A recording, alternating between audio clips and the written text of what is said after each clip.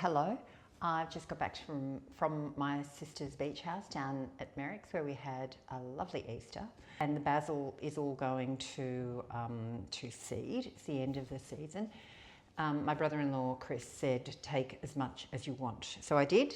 I've got this much, which is just beautiful. I've cut sort of all these flowers off as well. They're very pretty.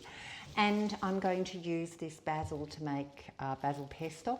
We drove for a few hours, so the leaves are looking a bit droopy, but that doesn't really matter because I'm going to blanch the leaves to make the pesto, to make them, or to keep them a beautiful green colour. Now, most of the flowers you don't include, like that. I'll throw that away, but that has got sort of little bunches at the end there that are turning into flowers, so I would keep that. So let me start picking all the leaves and the small little flower bits and getting them ready to blanch. And when the water is boiling, I will pop the leaves in. As soon as that comes back to the boil, I will drain the basil. Okay, and now bowl of ice, and I will just put that directly in there so that it keeps its colour. And now I will put it onto a clean tea towel, which is just there, and pat it dry. Okay, and then get a second tea towel and pat that dry. Put them all in. And to that, I'm going to add a couple of chopped garlic cloves. I actually don't like a lot of garlic in anything, which is a bit crazy for an Italian. And I will pulse that.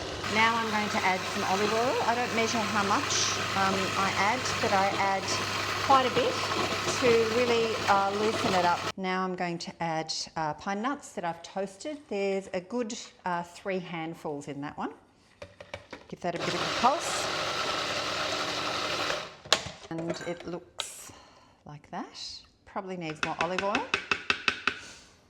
And I will put more in. I might actually finish this bottle completely. And lastly, we'll add some parmesan. Probably add that much and see how I go.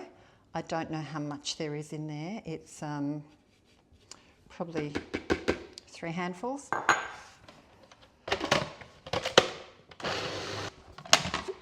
The quantities very much come down to your palate, so it needs to be mixed up a bit more, but it looks like that. It's the most beautiful, vibrant green. Now I will taste a bit. And it needs more parmesan, it needs a bit of salt, so I'll just keep going until it's really nicely balanced. I added more olive oil, more parmesan, and a good pinch of salt, and let's taste it. That's beautiful. It's absolutely delicious. So I filled 1 jar completely, just to clean the edge of that. And there is more in the blender, by the way. And then I've got a different olive oil now because I finished the Genca one. I will just cover the top like that, so it's completely covered. And then store that in the fridge. And when I do use a bit, I'll use a clean spoon and then make sure that the entire surface is covered by olive oil before putting it in the fridge again, and that will make sure it doesn't go off.